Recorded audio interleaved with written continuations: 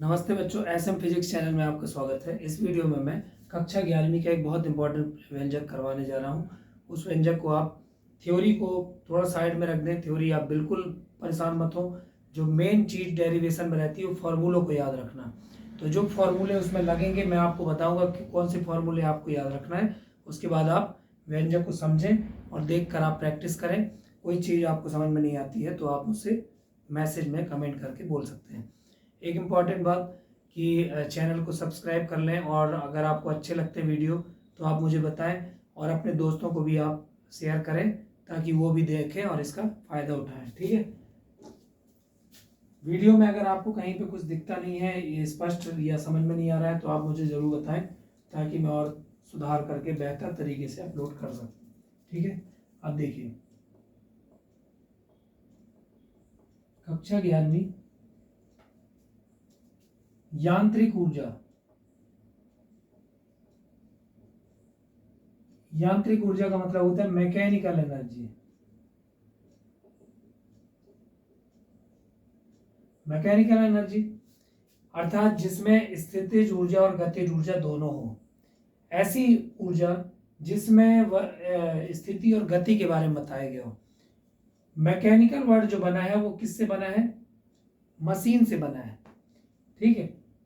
तो हम ज्यादातर सुनते हैं ना मशीन, मशीन यानी यांत्रिक वर्ड से बना हुआ है। मैकेनिक, जो मैकेनिक वर्ड होता है ये भी मैकेनिक यानी यांत्रिक। तो इस प्रकार से यंत्र जो होते हैं वो यंत्र कहलाता है मशीन। मशीन यानी यंत्र। लेकिन यहां पर केवल मशीन से अर्थ नहीं है। मशीन यांत्रिक का मतलब होता है कि जब कार्य इस प्रकार किया जाए कि गति और स्थिति का प्रभाव हो उसमें, तो उसको बोलते हैं यांत्रिक कार्य। जैसे कि हम दोनों हथेलियों को आपस में रगड़ते हैं, दोनों हथेलियों को आपस में रगड़ते हैं तो यहाँ पर यांत्रिक कार्य हो रहा है, मैकेनिकल वर्क हो रहा है। हम पेन से बोर्ड पर लिख रहे हैं तो यहाँ पे मैकेनिकल वर्क हो रहा है। हम चलते हैं तो मैकेनिकल वर्क हो रहा है। तो मैकेनिकल का मतलब ये नहीं कि मशीनों से ही है, लेकिन उसमें मशीनरी भी आती है क्योंकि वहाँ पर भी गति और स्थिति होती है। तो यांत्रिक ऊर्जा क्या है? किसी यंत्र द्वारा उसकी स्थिति और गति के कारण जो उसमें ऊर्जा होती है वो किसी यंत्र द्वारा है, किसी व्यक्ति द्वारा, किसी मशीन द्वारा उसकी स्थिति और गति के कारण जो उसमें ऊर्जा होती है वो यांत्रिक ऊर्जा कहलाती है। हमने एक चीज पढ़ा है कि ऊर्जा सदैव संरक्षित होती है। तो क्या ये बात सही है? संरक्षित होती है ऊर्जा। ऊर्जा जो है ना वो सभी जगह कैसी होती है? नियत होती है, संरक्षित होती है। कैसे संरक्षित होती है? जैसे उदाहरण के लिए हम किसी वस्तु को ऊपर की ओर फेंकते हैं गुरुत्वीय बल के अंतर्गत, ये ऊपर जाती है वस्तु। जब हमने उसको फेंका तो हमने एक ऊर्जा दिया यानी एक वेग दिया। जो वेग दिया उसी से क्या बनती है? गतिज ऊर्जा। क्योंकि गतिज ऊर्जा का सूत्र क्या है? 1/2 kinetic energy is equal to 1/2 mv²। हमने वेग दिया यानी कि ऊर्जा दिया। शुरू में उसकी ऊर्जा ज्यादा होगी, फिर धीरे धीरे घटती है घटती है घटती, फिर वेग उसका 0 हो गया यानी गतिज ऊर्जा 0 हो गई। जहां गतिज ऊर्जा 0 होगी वहीं से फिर वो ऊपर जाना बंद कर देगा। फिर कुछ मिली सेकेंड रुककर फिर वो नीचे आएगा। ऊपर फेंकने पर उसकी गतिज ऊर्जा जो है वो घट रही है, लेकिन स्थितिज ऊर्जा बढ़ रही है। क्योंकि स्थितिज ऊर्जा क्या होती है? mgh। और ये किस पर डिपेंड करती है? हाइट पर और गुरुत्वीय त्वरण पर। जैसे जैसे इसकी हाइट बढ़ेगी स्थितिज ऊर्जा बढ़ेगी। इसका मतलब वस्तु ऊपर जा रही है तो गतिज ऊर्जा घट रही है, स्थितिज ऊर्जा बढ़ रही है, लेकिन उसकी कुल ऊर्जा नियत है। क्योंकि जो गतिज ऊर्जा घट रही है वही तो बदल रही है स्थितिज ऊर्जा में। यानी ऊर्जा कहीं अलग से आ नहीं रही है। जो गतिज ऊर्जा आपने दिया है वही गतिज ऊर्जा जो किसमें बदल रही है? स्थितिज ऊर्जा में। ऊपर जाकर गतिज ऊर्जा 0 हुई, लेकिन वो गतिज ऊर्जा में हानि नहीं हुई, वो पूरा किसमें बदल गई? स्थितिज ऊर्जा में। फिर वही स्थितिज ऊर्जा जो मैक्सिमम है वो धीरे धीरे घटेगी तो वस्तु नीचे आएगी, फिर गतिज ऊर्जा बढ़ेगी और नीचे आने पर गतिज ऊर्जा हो जाएगी मैक्सिमम। के जो है वो मैक्सिमम हो जाएगा और यू हो जाएगा 0। तो इस प्रकार ये प्रोसेस चलती रहती है और ऊर्जा कभी भी लॉस नहीं होता, वो एक रूप से दूसरे रूप में बदलती है। ठीक है। जैसे हम फैन चलाते हैं तो फैन को जो दी जा रही है विद्युत ऊर्जा, ये किस में कन्वर्ट हो रही है? जब फैन घूमता है तो घूमने के कारण किस में कन्वर्ट हो रही है? गतिज ऊर्जा में। गतिज ऊर्जा मतलब यांत्रिक ऊर्जा, क्योंकि यांत्रिक ऊर्जा ही दो प्रकार की, गतिज और स्थितिज ऊर्जा। और जो जनरेटर होता है, जनरेटर को गतिज ऊर्जा दी जाती है, जिसके कारण वो यानी यांत्रिक ऊर्जा उसको देते हैं और वो किसमें कन्वर्ट करता है? विद्युत ऊर्जा में। तो इसका बिल्कुल उल्टा है जनरेटर में। आप डीजल जनरेटर देखेंगे, उसमें डीजल डालते हैं, वो गति करता है डीजल इंजन से, और फिर जब वो चलेगा तो उसमें एक कुंडली लगी होती है, आर्मेचर लगा होता है, जिसके कारण वो क्या करता है? एसी करंट जनरेट करता है। इस प्रकार बहुत से उदाहरण हैं कि आप अगर कोई भी कार्य कर रहे हैं या कोई ऊर्जा खर्च कर रहे हैं तो दूसरी ऊर्जा में कन्वर्ट हो रही है। जैसे कि प्रकाश सोलर पैनल पर पड़ता है तो प्रकाश ऊर्जा किसमें कन्वर्ट हो जाती है? विद्युत ऊर्जा में। यानी कि लाइट एनर्जी जो है वो किसमें कन्वर्ट हो रही है? इलेक्ट्रिकल एनर्जी में। हम दोनों हथेलियों को आपस में रगड़े तो दोनों हथेलियों में यांत्रिक कार्य हो रहा है दोनों हथेलियों के बीच में, और वो यांत्रिक कार्य होने से यानी गतिज ऊर्जा किसमें कन्वर्ट हो रही है? ऊष्मीय ऊर्जा में, क्योंकि हथेली गर्म हो जाती है घर्षण के कारण। तो चलिए अब हम इस व्यंजक को समझते हैं कि यांत्रिक ऊर्जा संरक्षित कैसे है। प्रश्न है, सिद्ध कीजिए कि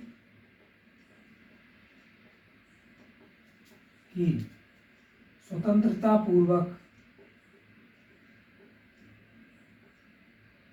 नीचे गिरते पिंड की यांत्रिक ऊर्जा नियत रहती है या संरक्षित होती है। ठीक है, देखते हैं। बहुत बहुत बढ़िया प्रश्न है, बहुत इंपॉर्टेंट भी है और बहुत मजेदार है, आपको समझ में आएगा। आप ध्यान से देखें बस।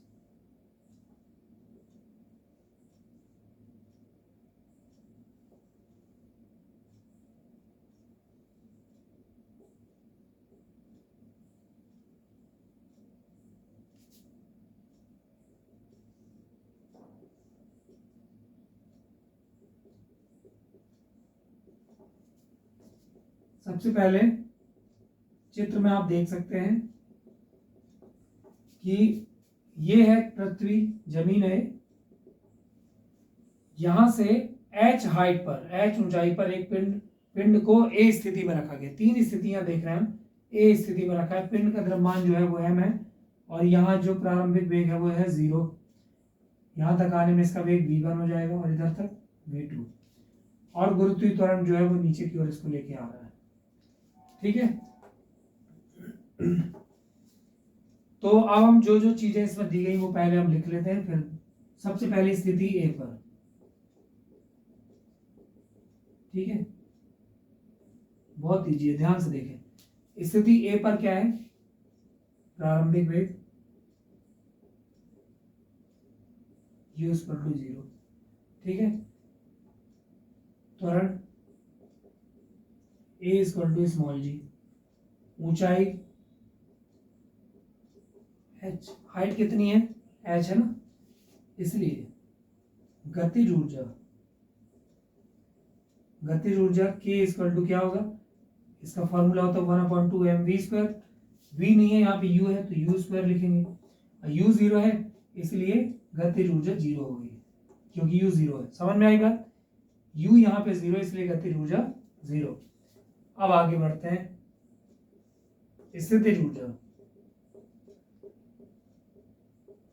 ऊर्जा यानी पोटेंशियल एनर्जी, इसको u से भी दर्शाते हैं और pe से भी। तो u = mgh,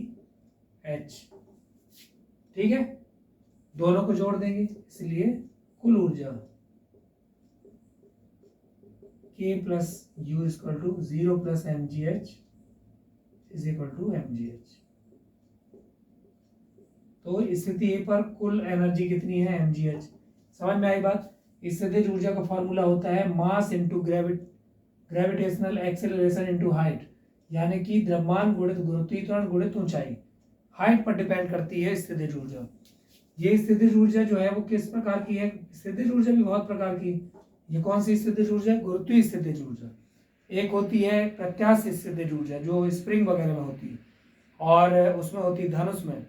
एक होती है चुंबकीय स्थितिज ऊर्जा जो चुंबक में जो होती है। एक नाभिकीय स्थितिज ऊर्जा, एक विद्युत स्थितिज ऊर्जा।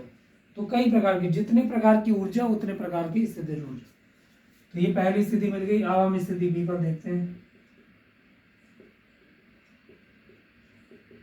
जिस स्टेप में आपको समझ में नहीं आया आप जरूर बताएं, कमेंट करेंगे तो मैं आपको एक्सप्लेन करूंगा। अब देखिए, प्रारंभिक वेग तो वही लिखना है हमको। प्रारंभिक वेग u इक्वल टू 0। अंतिम वेग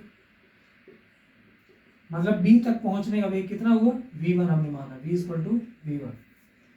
इसके बाद हाइट कितनी हो गई? ऊंचाई वही रहेगी कि घटेगी? बताइए। घटेगी ना, यहाँ पहुंच गया तो कितनी हो जाएगी? h।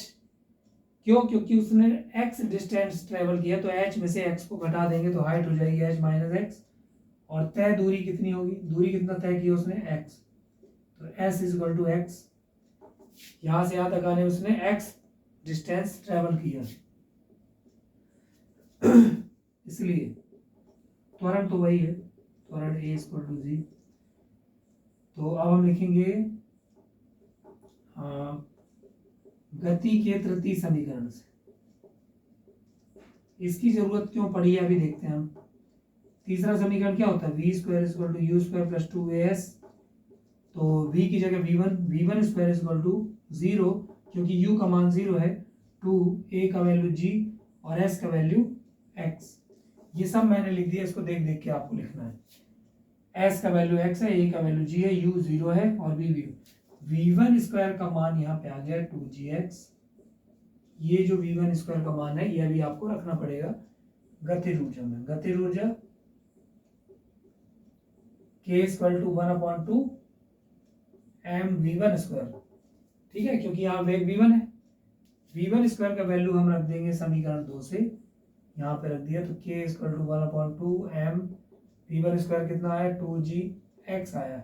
2 और 2 कैंसिल, तो गतिज ऊर्जा का जो मान है वो आया mgx। ठीक है, अब इससे गतिज ऊर्जा निकालते हैं। समझ में आई बात? v1 स्क्वायर का मान रख दिया, 2 और 2 कैंसिल हो गया, mgx आया। इससे गतिज ऊर्जा u इक्वल टू कितना? mg h minus x. ध्यान दें, यहाँ mg तो लिखना है लेकिन यहाँ हाइट लिखना। हाइट कितनी है? h minus x. क्यों हो गई? क्योंकि हाइट उसकी कम गई। कितनी कमी है? x। तो टोटल कुल एनर्जी कितना हो जाएगा? कुल ऊर्जा हो जाएगा k प्लस यू। तो mgx plus mgh minus mgx cancel हो गया, ये और ये दोनों को ऐड किया तो आंसर कितना आ गया? कुल ऊर्जा ये आ गया mgh। अब आप देख सकते हैं हम अपने आंसर के करीब पहुंच रहे हैं, क्योंकि हमको यही सिद्ध करना है कि पिंड की यांत्रिक ऊर्जा नियत रहती है। देखो, जितना स्थिति ए पर है उतना स्थिति बी पर भी आ गई। ठीक है, मतलब कुल ऊर्जा नियत रहेगी, भले ही गतिज ऊर्जा बढ़े, स्थितिज ऊर्जा घटे। स्थिति सी पर, स्थिति सी पर, तो यहाँ पे देखो प्रारंभिक वेग कितना है? u इक्वल टू 0 और अंतिम वेग v इक्वल टू v2। वही चीजें लिखते जाओ। ऊंचाई कितनी है? ऊंचाई 0 हो गई। जब जमीन पर आ जाएगा तो ऊंचाई 0। तय दूरी कितनी है? दूरी कितनी तय की है उसने? h। तो s इज इक्वल टू, देखो यहाँ से जब नीचे पहुंच जाएगा कितनी दूरी तय करेगा? कुल उतनी दूरी जितनी उसकी हाइट थी। तो s is equal to h। और जब नीचे आ गए तो हाइट हो गई 0। तुरंत a इक्वल टू g। तो जल्दी से मान रख देते हैं गति के तीसरे समीकरण से। अब तो आपको समझ में आ गया होगा कि क्या करना। v square is equal to u square plus 2as। v की जगह v2, u की जगह 0, 2g और s की जगह h। v2 स्क्वायर का मान कितना है? 2gh। समीकरण कितना लिखेंगे? 4। v2 स्क्वायर का वैल्यू अब गतिज ऊर्जा में रखना। गतिज ऊर्जा k equal to 1/2 mv2 square 1/2m V2 square का वैल्यू ये आ गया 2gh, जैसे वहां पे रखा था, 2 और 2 कैंसिल, तो गतिज ऊर्जा कितना आ गया mgh ये। अब स्थितिज ऊर्जा ये है U = mgh, लेकिन h तो है नहीं, h तो 0 हो गया, तो इसलिए U का वैल्यू 0। दोनों को जोड़ देंगे, कुल ऊर्जा कितनी हो जाएगी K + U, यानी mgh + 0, mgh कुल ऊर्जा हो गई। समीकरण इसको लिख देंगे 5। तो समीकरण 1, 3 और 5 को आप देख सकते हैं कि स्थिति A पर भी mgh है, B पर भी mgh है और C पर भी mgh, अर्थात स्वतंत्रता पूर्वक ऊपर से नीचे गिरते हुए पिंड की स्थितिज ऊर्जा घट रही है, गतिज ऊर्जा बढ़ रही है, लेकिन प्रत्येक बिंदु पर कुल ऊर्जा नियत रहती है। यही यांत्रिक ऊर्जा संरक्षण का नियम है, ये सिद्ध हो गया। तो ये हमने प्रूव करके आपको दिखा दिया कि ऐसा वास्तव में होता है कि पिंड ऊपर से नीचे गिरेगा तो स्थितिज ऊर्जा उसकी घटेगी, गतिज ऊर्जा बढ़ेगी, लेकिन कुल ऊर्जा नियत रहेगी। यही चीज नीचे से ऊपर फेंकने पर भी यही होगा। ठीक है, तो उम्मीद है कि ये समझ में आया होगा। आप इसको प्रैक्टिस करके कॉपी में लिख करके समझें। कोई भी डाउट होता है तो आप मुझसे पूछें। मैं बेसिकली कॉन्सेप्ट क्लियर करने के लिए ही वीडियो बना रहा हूँ, और अगर आपको कुछ इसमें कमियाँ दिखती हैं तो मुझे बताएं, ताकि मैं उन कमियों को सुधार सकूँ। ठीक है, कल हम नए वीडियो के साथ फिर से उपस्थित होंगे। और आप भी बताएं, अगर आपको कोई व्यंजक नहीं बन रहा तो आप कमेंट करके बताएं कि हमको ये वाला वीडियो बनाकर भेज दीजिए, तो मैं आपको समझा कर भेजूँगा। ठीक है, थैंक यू, नमस्ते।